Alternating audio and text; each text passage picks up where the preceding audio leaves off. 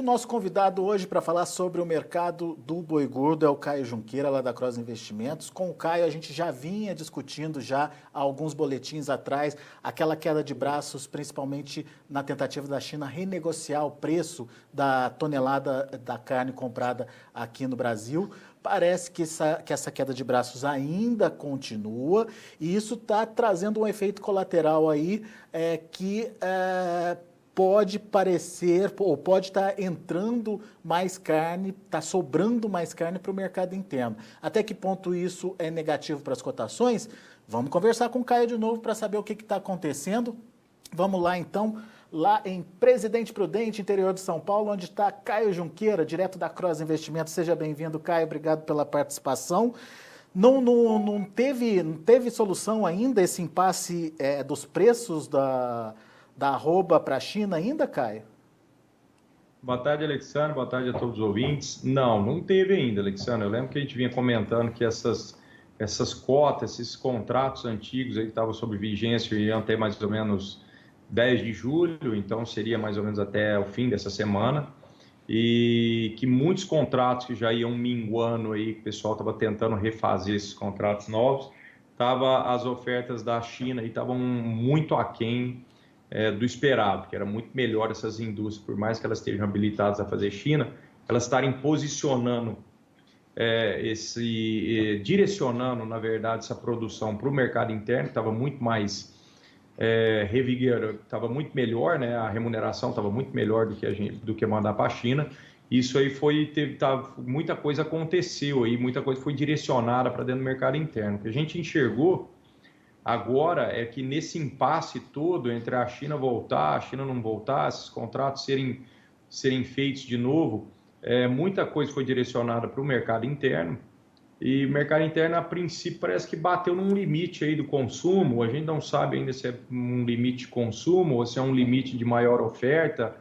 Na verdade, a gente viu que todas as indústrias aí, nessas últimas 2 semanas, chegaram a pagar o boi para dentro do estado de São Paulo de R$ 225, independente de ser indústria habilitada para a China ou habilitada apenas para o mercado interno. Então, a gente viu que o mercado, de modo geral, para o boi gordo dentro do estado de São Paulo, ficou de 220 até R$ 225, com algumas exceções, chegando quase com essa premiação final já para um boi de R$ 230 para dentro do estado de São Paulo, que seria a base 225, mais R$ 2 de Europa, mais R$ 2 ou R$ 3 de Hilton, mais alguma classificação para o boi China. Então, praticamente arredondou a fatura para R$ 230. O que a gente vê hoje é que realmente a China ainda não se posicionou, as ofertas ainda estão ao redor de $4.000 a tonelada, e o que é muito melhor, então, a indústria abater esse animal e posicionar essa carne para dentro do mercado interno. Então, o que a gente viu foi que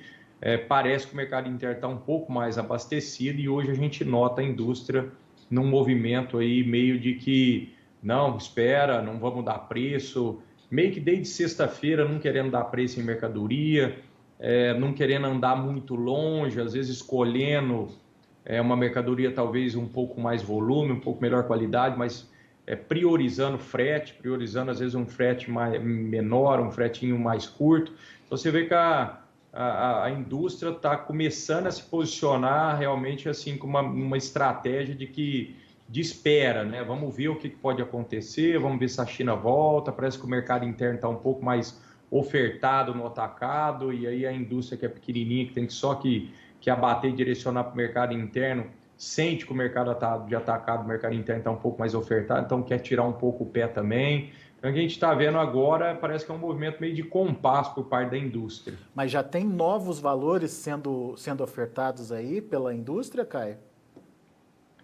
Olha, Alexandre, que tenha sido efetivado, a gente não viu nada acontecer ainda, né? Que tenha sido registrado dentro do aplicativo aí da AgroBrasil, que tem uma abrangência enorme dentro do Brasil, dentro do país. A gente não viu nada sendo registrado que indique recuso, tá? Muito pelo contrário.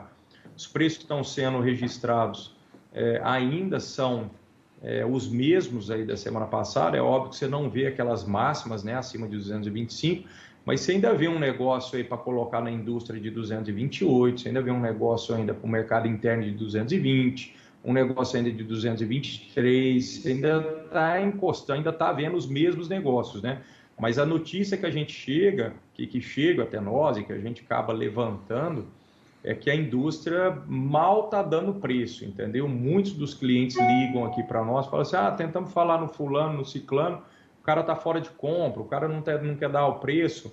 Não existe muita escala, de modo geral, mas a gente sente um receio aí por parte da indústria, que provavelmente esse receio tem a ver com margem, de comprar esse animal agora, né? Então eles acho que estão esperando para ver se o atacado vai realmente dar saída nesse volume que está sendo mais direcionado ou não, né?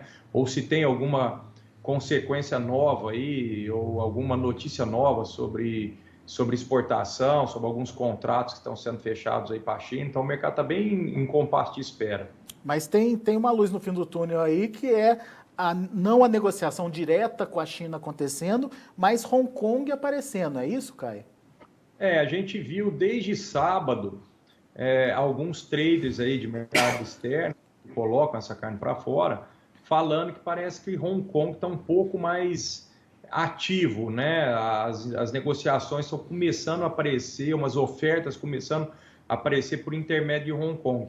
Como Hong Kong é um mercado, eu imagino, né, que seja um mercado um pouco mais negro aí, um pouco mais na periferia das negociações, não é um negócio aberto com frigoríficos habilitados igual acontece com a China.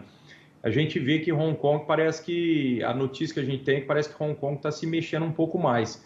Provavelmente essa carne vai entrar na China, mas não diretamente por intermédio da China, por intermédio de Hong Kong. Então é uma boa notícia. Então a gente vê que a demanda lá existe ainda, é óbvio, essa demanda para mim é só crescente num horizonte de médio a longo prazo.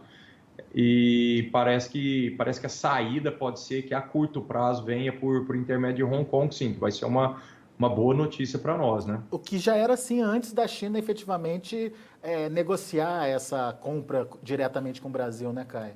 Já era. Antes da China habilitar essas indústrias, que aconteceu ao longo do ano passado, o nosso grande comprador já era Hong Kong. O que aconteceu foi que o share de exportação, ali a gente pode chamar para um lugar só, ele saiu. A quantidade parece que era a mesma, aumentou muito pouco, mas o share de exportação diminuiu Hong Kong e aumentou China. Então, quer dizer, a gente pode ver isso meio que a curto prazo, porque eu acho que isso aí não é um negócio sustentável, mas eu acho que a curto prazo a gente pode ver esse share ter uma leve mudança, né? China ter um pouco menos de quantidade e Hong Kong aumentar um pouco mais essa quantidade. Muito bem. Agora, você falou também que ainda não dá para saber se é em função de uma colocação mais constante de carne que seria direcionada para a China no mercado interno ou se é um aumento de oferta. Quando você fala aumento de oferta, tem esse risco de aumentar a oferta de animais nesse momento, Caio? Aumentar de forma a pressionar a cotação? Alexandre, nós fizemos uma volta, ainda não foi o giro de confinamento que a gente costuma fazer, que a AgroBrasil acaba patrocinando para a gente fazer. O aplicativo faz esse patrocínio desse giro de confinamento, esse levantamento de confinamento que a gente já fez no ano passado, pretendendo fazer esse ano. Mas eu dei uma volta aí, São Paulo, MS, mais a Pasto, para ver a situação de pastagem, e Goiás.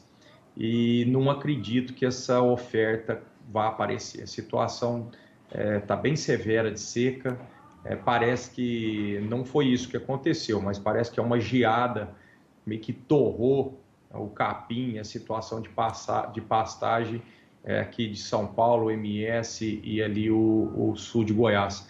Então está muito ruim, a gente vê muito pouco boi pronto, uma situação de pastagem extremamente degradada e bem judiada em termos de seca e tudo. Então, assim, não acredito que o mercado esteja virando a chave para começar a ofertar, não. Muito pelo contrário, eu acho que a gente ainda vai passar por um vazio de oferta muito parecido com o que a gente já vinha passando nesses últimos dias. Eu acho que o motivo dessa pressão que está acontecendo agora, se é que a gente pode chamar de pressão, é justamente que o atacado no mercado interno, a gente vinha falando isso, que estava muito pouco abastecido, né? Uhum. Então eu acho que essa migração aí, o apontamento, o direcionamento dessa carne que vinha saindo para a China, sendo direcionado um pouco mais para dentro do mercado interno, que eu acho que foi o breque, aí, pelo menos, tirou o pé das indústrias aí do acelerador no mercado de boi, né? Na arroba, em pagar mais ou não. Acho que não tem muito a ver com oferta, não. A oferta ainda é muito restrita a curto e a médio prazo. E para mim o que aconteceu foi esse leve direcionamento a mais que aconteceu de modo geral de todas as indústrias, principalmente da indústria exportadora, para dentro do mercado interno. E aí o mercado interno parece que vinha com uma falta muito maior de carne, para sentir que tem um pouco mais de carne aí a ser comercializada, né? E aí isso aí tirou um pouco o ímpeto do que a gente vinha tendo na alta do boi. Ô, Caio, mas diante desse cenário, diante desse retrato que a gente tem agora do mercado, dá para dizer qual vai ser o rumo aí dos preços? Alexandre, é difícil. Eu acho que o mercado estabiliza. Se eu fosse fazer uma aposta, eu apostaria que esse mercado fica estável aí no boi de São Paulo, entre 220 e 225. Eu não vejo ambiente, quer dizer, eu não vejo oferta suficiente para colocar pressão nesse mercado. É óbvio que a gente pode ter uma leve pressão, conforme a gente tem aquela sazonalidade, talvez a gente fique um pouco mais exposto à sazonalidade do salário, né? Do brasileiro, porque a gente acaba ficando um pouco mais exposto também ao mercado interno.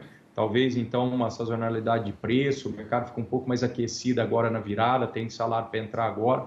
Então, talvez seja uma semana ainda de alta, até a semana que vem seja uma semana de alta no boi.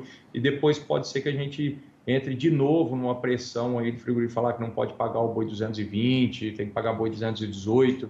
Mas eu acho que o mercado, de modo geral, ele vai ser regido muito mais pela oferta, né, do que pela demanda. Então, acho que o peso agora está realmente em cima dessa oferta, essa falta de oferta iminente de boi agora. Então, assim, chances de grandes recuos eu não estou enxergando, não. Por mais que a pressão esteja só aumentando, eu acho que a oferta de boi ainda está longe de estabilizar. E a China, volta ou não volta? Com certeza volta. A China não está fora, tá? Isso a gente tem que levar muito em consideração. A gente está falando, a China está fora, a China está dentro, a China está aí, a China está com as suas habilitações válidas nas indústrias. O que a gente precisa esperar é que ela consuma esse estoque que ela fez, que ela veio comprando janeiro, fevereiro, março, abril, maio e junho, só aumentando o volume. Então, quer dizer, teoricamente ela pode estar com um estoque um pouco maior. E a gente não sabe até quando que esse estoque vai favorecer ela na briga de preço. A partir do momento que esse estoque vai diminuindo, a água vai batendo na bunda dela, ela vai ter que vir atrás da nossa carne aqui, que é a carne mais barata que existe no mundo, de qualidade, é a mais barata que existe no mundo. Não adianta a gente ficar com medo da China fazer contrato com o Trump, ou fazer contrato com a Austrália, ou habilitar indústrias novas na Austrália, ou habilitar alguma indústria que for lá nos Estados Unidos, ou até mesmo no Uruguai, ou até mesmo no Paraguai. Não existe volume e preço para atender. Quem tem que fazer esse volume e preço é Brasil. Então, uma hora ou outra, de médio a longo prazo, a China está aqui, ela veio, não vai embora, vai ficar. O que está acontecendo realmente são essas brigas comerciais, que ela faz um grande volume, aí esse volume está lá dentro, aí o governo estipula que o volume lá está bom, vamos ficar 2, 3 meses, ou 1 mês, ou 10 dias sem comprar, para tentar negociar melhor. Então, quer dizer, é uma negociação muito comum, é uma estratégia, parece que a China costuma fazer e muito, né? Ela fez isso no finalzinho do ano, está fazendo isso agora. Então, quer dizer, a indústria brasileira também se adequa muito rápido, né? Aprende muito fácil. Os comercializantes, os exportadores brasileiros de bobo não tem nada, já aprenderam as mandingas aí da China e estão esperando. Ninguém bateu o martelo, ninguém fez contratos novos aí que a gente saiba abaixo de $4.700 a tonelada. Estamos esperando, ela vem, a gente só não sabe exato quando que ela vem, né? Mas que ela vem, ela vai vir, ela vai voltar e vai precisar da nossa carne de qualquer jeito. E como você bem colocou no começo da sua fala, essa sinalização de Hong Kong mostra que a demanda continua, né? De um jeito ou de outro, a carne está indo lá para a China, ou enfim, lá para a região. Ô, Caio, tem uma pergunta aqui do Cláudio Dizic. Ele quer saber do preço da vaca. Você tem aí o valor da arroba da vaca hoje? Qual estado? Ele está falando de São Paulo. São Paulo hoje 210, 208. Vai depender muito da idade da vaca, né? e do peso dessa vaca, né? Então, uma vaca muito velha, vaca descarte, aí, com GTA acima de 36 meses, é uma vaca com um preço um pouco mais restrito, tá? Talvez até, vamos falar aí de uma vaca talvez até de R$ 200, aí, R$ 20 abaixo do preço do boi. Então, vai depender muito da idade da vaca, né? Se for uma vaca jovem aí, uma vaca de até 36 meses, aí você vai pegar um preço muito próximo de R$ 210. Muito bem. E se você quer acompanhar os preços em tempo real, tem o aplicativo AgroBrasil, AgroBrasil com Z, que está disponível ali nas principais lojas virtuais, certo, Caio? É um aplicativo interativo, a gente já falou sobre ele, a gente sempre fala sobre ele aqui, mas é um compartilhamento de informações, certo? Claro, exatamente. Essa dúvida mesmo que o ouvinte teve aí, ele dentro do aplicativo, ele consulta isso de modo muito fácil. Ele abre o aplicativo, vai na lupa, né, e faz uma consulta com mais de 15 mil negócios registrados. Então, quer dizer, é muito fácil. Ele vê a sequência de valorização ou de depreciação por categoria, por estado, por faixa de tempo. Então, é um aplicativo bem interativo, que ele dá conta de pegar e pesquisar muita coisa ali dentro. Legal. Caio Junqueira, meu caro, obrigado, viu, pela participação. Volte sempre. Obrigado a todos, uma boa tarde. Valeu, abraço. Tá aí Caio Junqueira, Cross Investimentos, conversando com a gente, trazendo as informações do mercado do boi. Vamos aos preços, vamos ver como estão as negociações, primeiro no mercado futuro, depois a gente dá uma olhada no indicador CPE, que ontem fechou estável, mas vamos ver na tela aí o agosto trabalhando com alta de 0,93% a R$ 216, setembro também com alta de 0,94% a R$ 215 por arroba, outubro R$ 214,50, subindo 0,75%, e o novembro R$ 215,10, alta de 0,51%. O indicador fechou na mesma R$ 220,95, sem nenhuma alteração em relação ao fechamento anterior. Muito bem, a gente vai ficando por aqui, agradeço muito a sua atenção, a sua audiência, daqui a pouco tem mais informações para você, continue com a gente.